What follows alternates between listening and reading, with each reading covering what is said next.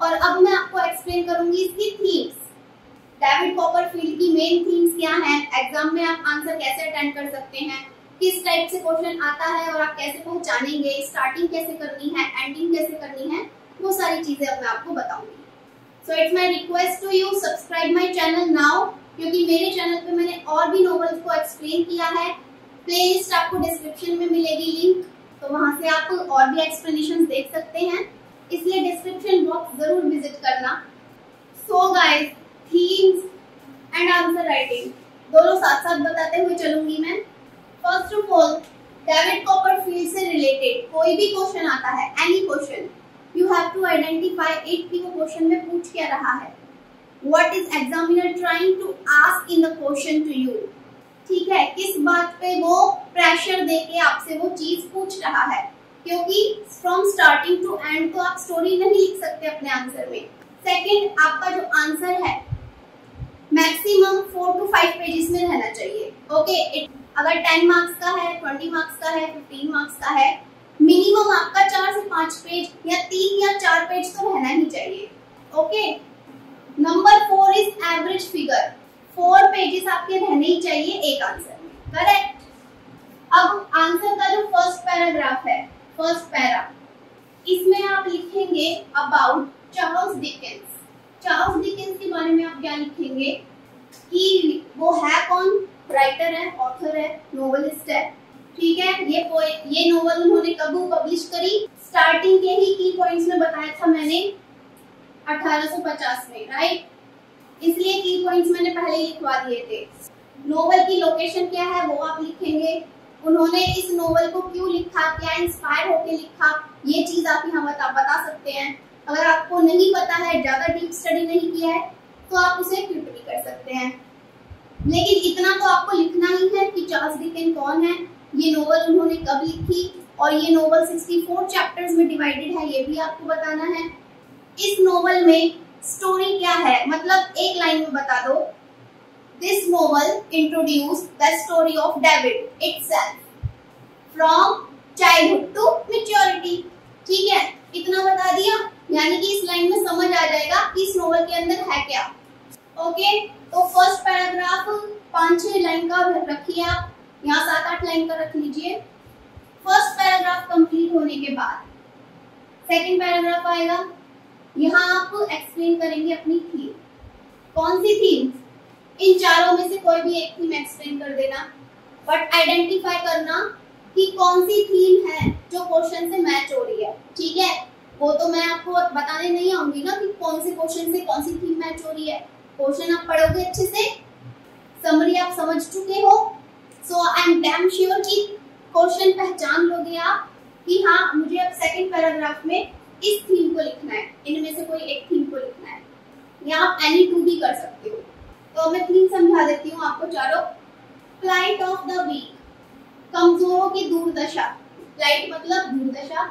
अब देखो कि नोवेल में कमजोर कौन था जिसकी दुर्दशा हुई, जिसके साथ अत्याचार हुआ, कौन था, डेविड था डेफिनेटली, और डेविड की माँ क्लेरा। क्यों, क्योंकि जो डेविड का सौतेला पिता था मिस्टर मर्डस्टोन, डेविड पे अत्याचार करता था, उसकी माँ पे भी अत्याचार करता था, ठीक है। तो इन दोनों ने टॉर्चर को झेला है, तो इन दोनों का टॉर्चर वाला लाइफ स्टेज वो आप इस थीम में एक्सप्लेन इजीली कर सकते हैं। सेकंड, इक्वालिटी इन मैरिज, शादी किस किस की हुई है हमारी नोवेल में, डेविड की 2 शादियां हुई हैं, डोरा से और एग्नेस से, और किसकी शादी हुई है, एमिली की, जेम्स से, ठीक है, और किसकी शादी हुई है, मिस पैगोटी की, मिस्टर बार्किस से। ओके, तो इन सब का मैरिज लाइफ आप एक्सप्लेन कर सकते हैं यहाँ पे कि डोरा से शादी के बाद डेविड ने क्या फेस किया, एंड में क्या हुआ, एग्नेस के साथ उसकी शादी सक्सेसफुल रही, कैसे रही, यानी कि शादी दोनों से करी, तो किस तरह से इक्वालिटी को डेविड ने मैनेज किया इन दोनों के साथ, एमिली ने कुछ मैनेज नहीं किया, तो इसको तो आप नॉट इक्वालिटी में ही रखना। मिस पैगोटी एंड मिस बार्किस, इनकी शादी भी अनसक्सेसफुल रही, क्यों, क्योंकि मिस्टर बार्किस हो गए थे बीमार और इनकी हो गई थी डेथ, ठीक है। तो इतने सारे कपल्स को आप इस थीम में एक्सप्लेन कर सकते हैं। थर्ड है वेल्थ एंड सोशल क्लास। इस थीम में आप अमीर कौन था नोवेल में? जेम्स स्टीलफोर्ड। इसे एक्सप्लेन करेंगे क्योंकि ये घमंडी सा भी था, पैसों की वजह से, अच्छे घर से था, पैसे वाला था, ठीक है। और टॉमी को भी आप डाल दीजिए, टॉमी ट्रेडल्स। डेविड को भी डाल दीजिए। कैसे? अमीर तो सिर्फ जेम्स ही था, तो इसमें आप इस बात को एक्सप्लेन करेंगे कि जब ये तीनों स्कूल में पढ़ते थे एक साथ, तो जेम्स के साथ उसके टीचर्स अलग बिहेव करते थे और टॉमी और डेविड के साथ टीचर्स अलग बिहेव करते थे बिकॉज ऑफ वेल्थ। क्योंकि उन्हें पता था ये अच्छे घर से है, इसे प्यार से डील नहीं किया तो डंडे पड़ेंगे। लेकिन ये दोनों, इसको तो इसके सौतेले बाप ने भेजा है, इसे कैसे भी ट्रीट करो, और ये तो है बदकिस्मत गरीब सा, इसे भी कैसे भी ट्रीट करो, ठीक है। यानी कि स्कूल में जो टीचर्स थे, जो हेडमास्टर थे, वो इन तीनों में फर्क करते थे। क्यों? Because of wealth, social class, social status. इन दोनों को रूडली ट्रीट किया जाता था और इसको प्यार से ट्रीट किया जाता था। Alright, last is role of father. Role of father में आप किसे लिखेंगे? आपके दिमाग में सबसे पहले आया होगा मर्डस्टोन। जी हाँ, मर्डस्टोन को यहाँ एक्सप्लेन करेंगे क्योंकि वो एक सौतेला पिता बना। और डेविड के जो रियल फादर थे, मिस्टर डेविड, उनको भी आप एक्सप्लेन करेंगे। ये हो गया स्टेप फादर, ये हो गया रियल फादर। साथ ही में आप यहाँ मिस्टर पैगोटी को भी एक्सप्लेन करेंगे क्योंकि उन्होंने भी 2 बच्चों को अडॉप्ट किया था, इसलिए उन्होंने भी एक फादर का रोल निभाया है। ओके, तो इन तीनों का अलग अलग रोल रहेगा। मिस्टर डेविड अपने बच्चे के जन्म से 6 महीने पहले ही गुजर गए, ठीक है। तो इनके बारे में तो आप बहुत कम लिख पाएंगे। मिस्टर मर्डस्टोन, जब ये डेविड की लाइफ में आए उसकी माँ से शादी करके, तो किस तरह से इन्होंने फिर उसको ट्रीट किया और कैसे स्कूल में उसको पढ़ाया, फिर पढ़ाई छुटवा दी, लंदन भेज दिया काम करने के लिए।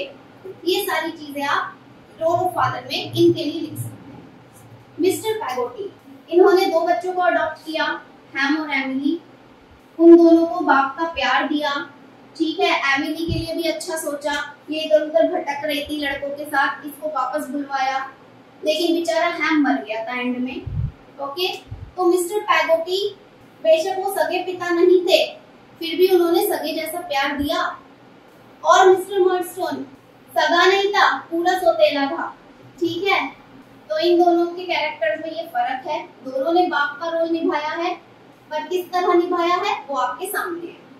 ओके, अब आप सोच रहे होंगे कि थीम्स तो मैंने बता दी हैं, आपको आइडियाज भी मिल गए होंगे, बट एग्जाम में किस लैंग्वेज में लिखेंगे उसके लिए मैं आपको बता देती हूँ। आप एक या तो 10 ईयर खरीद लीजिए अपने कोर्स का, जिसके अंदर ये नोवेल है, सिलेबस में होती है, मिल जाएगी आपको। 10 ईयर में लास्ट 10 ईयर्स के क्वेश्चन होते हैं और उन क्वेश्चन के आंसर लिखे होते हैं। तो इस तरह से जब आप वो लैंग्वेज पढ़ेंगे ना उस बुक की, तो आपको बहुत अच्छे अच्छे वर्ड्स माइंड में आएंगे कि इस तरह से आप अच्छे वर्ड्स के साथ अपना आंसर लिख सकते हैं।